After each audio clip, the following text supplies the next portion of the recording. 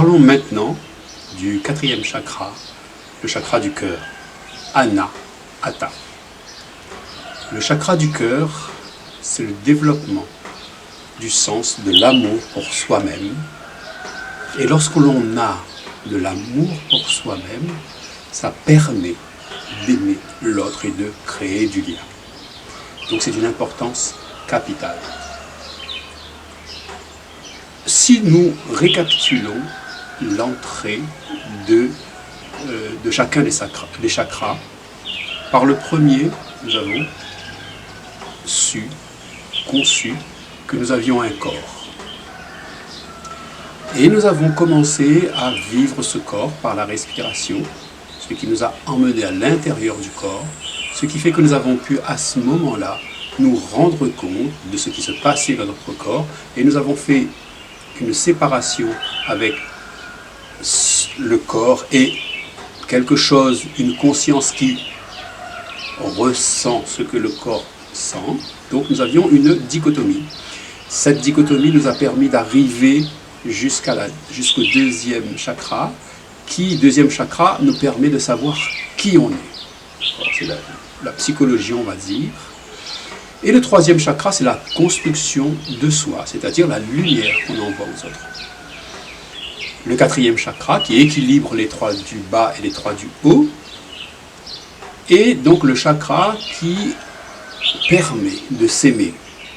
Maintenant qu'on sait qu'on existe, qu'on a construit une personnalité, on peut s'aimer. Et c'est très important, parce que quand on peut s'aimer, c'est qu'on peut aimer l'autre. Donc le chemin pour arriver jusqu'ici est celui qu'on vient de voir.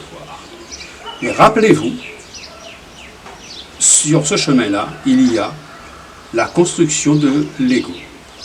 Et la construction de l'ego fait beaucoup de bruit, parce que l'ego fait du bruit dans la tête. Et l'ego fait du bruit dans la tête, et en même temps, quand vous vivez, non seulement donc vous avez du bruit dans la tête, mais vous avez les yeux ouverts. Et quand vous avez les yeux ouverts, c'est 75% d'informations qui vous entrent à chaque instant que vous devez encore gérer, plus ce qu'il y a dans votre tête. Il y a beaucoup de monde là. Excusez-moi, j'ai oublié quelque chose. J'avais oublié de démarrer le compteur. Tant pis, ce sera un petit peu avant, un petit peu après, c'est pas grave.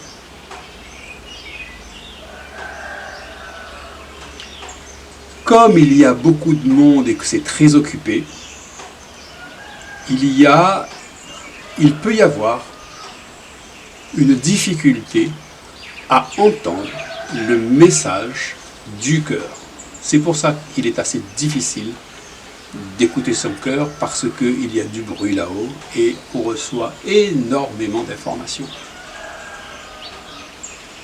Or, le cœur parle un langage extrêmement subtil, fort, mais subtil. Et si on ne l'écoute pas, on ne l'entend pas, parce que ce n'est pas une voix qui fait du bruit, c'est une voix qui vient de là. Pour moi, le cœur vient de là. Pour moi, pour sentir mon cœur, je dois ressentir ce que j'ai dans ma poitrine. Et en ressentant ce que j'ai dans ma poitrine, je sais si j'aime ou si je n'aime pas. Donc à partir de maintenant, je n'aime pas trop dire il faut, j'aime dire voilà ce que j'ai fait, voilà ce que je fais, voilà comment je fais. Après, si ça résonne en vous, à vous de voir si vous pouvez éventuellement en tirer quelque chose pour votre gouverne personnelle. Donc, qu'est-ce que je fais moi? J'éteins la radio, c'est-à-dire que je demande à la voix de cesser dans ma tête, ce qui est assez difficile, je l'avoue. Ensuite, moi, je m'assieds sur un coussin et je médite. Et en méditant, donc les pensées cessent, le silence se fait, et là, je peux ressentir. Et pour moi, c'est un peu comme si ma conscience s'élargissait. Mais on y viendra plus tard. Avant ceci, ce que l'on peut faire déjà, avant la méditation et tout ça, ce que l'on peut faire déjà comme exercice pratique maintenant. Je vous propose d'essayer de faire dans votre vie attention à comment vous vous sentez. Demandez-vous à chaque instant comment vous vous sentez. Par exemple, maintenant que vous m'écoutez, essayez de savoir comment vous vous sentez, comment vous êtes, comment vous êtes à l'intérieur de vous-même. Quel est votre sentiment? Est-ce que vous êtes plutôt joyeux, plutôt triste? Est-ce que vous êtes plutôt alerte ou plutôt endormi? Comment vous vous sentez? Est-ce que vous vous sentez sur une échelle de 0 à 10? Est-ce que vous vous sentez dans le 5? Est-ce que... Voilà. C'est très important que vous preniez conscience de comment vous vous sentez. Parce qu'en réalité, quand vous vous sentez bien, vous allez bien.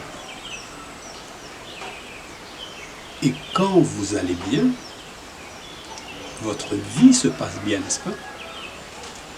Vous savez bien. Vous êtes de mauvaise humeur, il ne vous arrive que des ennuis dans la journée.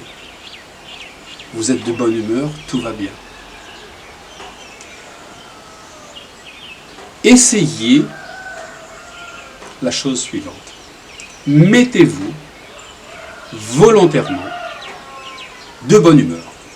Décidez que vous allez vous sentir bien. Faites-le, je vous promets, c'est facile. Enfin, c'est pas facile, c'est possible de le faire. Avec de l'entraînement, on y arrive. Maintenant, j'y arrive une grande partie de mon temps, y compris la nuit quand je dors. Mais c'est un entraînement.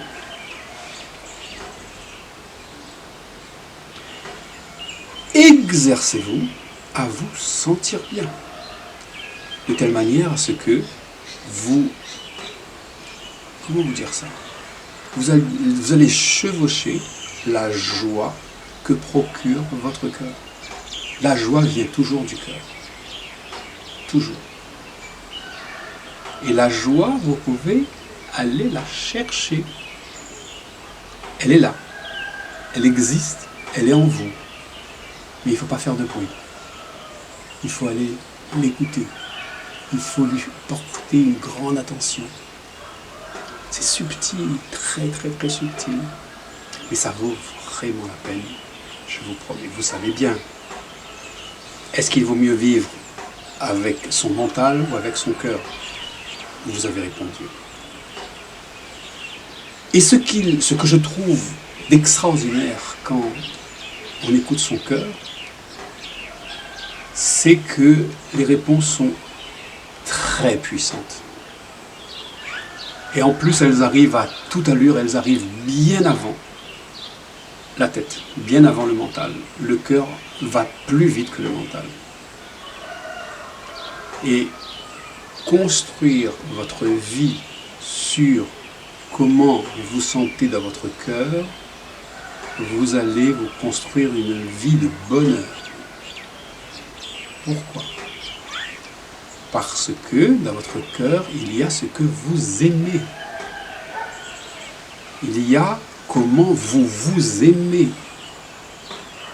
Donc, à partir de ce moment-là, on reste dans l'amour de vous. Votre amour pour vous et l'amour de ce que vous aimez.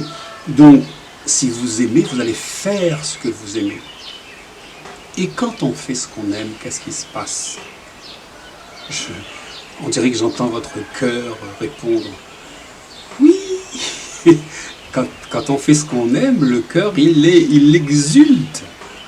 Et quels sont les résultats, messieurs, dames? Quels sont les résultats quand on écoute son cœur, quand on est bien et qu'on se dit « Je vais faire les choses maintenant dans cet état-là ». C'est-à-dire qu'en faisant les choses avec l'état où votre cœur se sent bien, vous serez toujours certain d'être sur le chemin qui vous mène à une meilleure version de vous-même. Ne sortez pas de ce chemin. C'est une technique basique, facile, non, ce n'est pas facile, c'est une technique simple. Je vous promets qu'elle marche. Enfin, ne vous promets pas. Essayez vous-même et prenez-vous un carnet, un cahier, un journal. Et tous les jours, écrivez hier, à ce moment-là, de telle partie de la journée, je me suis écouté, j'ai écouté mon cœur, et il s'est passé ça, petit miracle.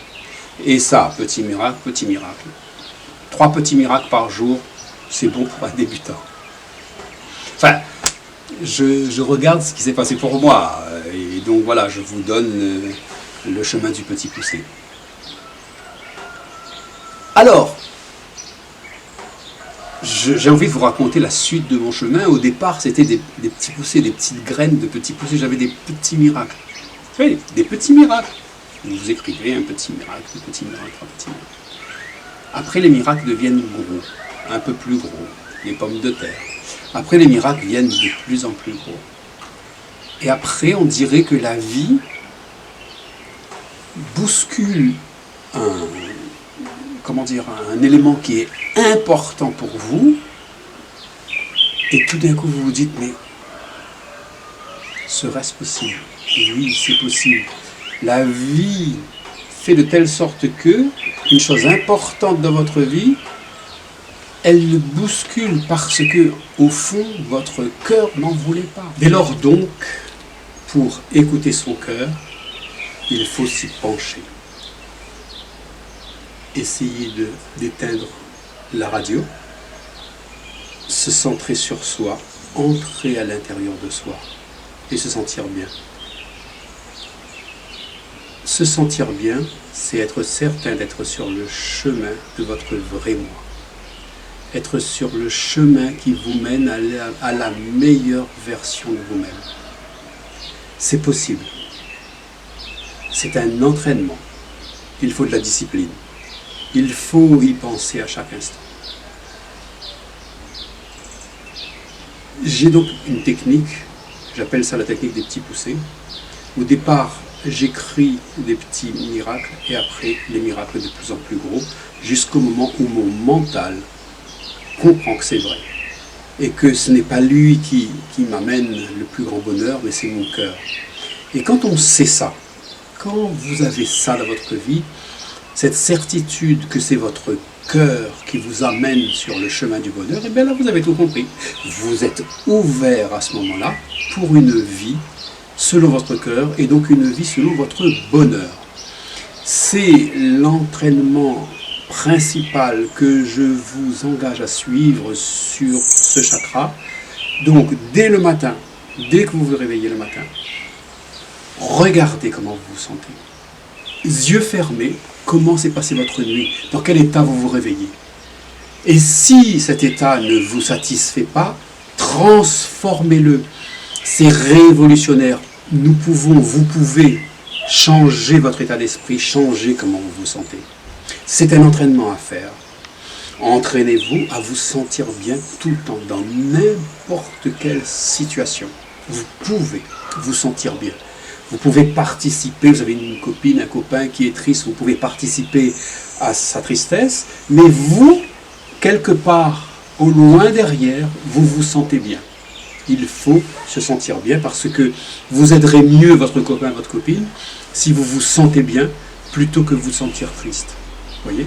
D'accord? Donc, l'idée principale, toute simple, c'est de vous sentir bien, de savoir tout le temps comment vous vous sentez bien. Ne faites rien sans vous sentir bien. Vous parlez, sentez-vous bien. Vous allez travailler, sentez-vous bien. Vous allez nager, sentez-vous bien. Vous allez faire des courses, sentez-vous bien. Sentez-vous bien tout le temps. C'est la clé du bonheur. Merci. Au revoir.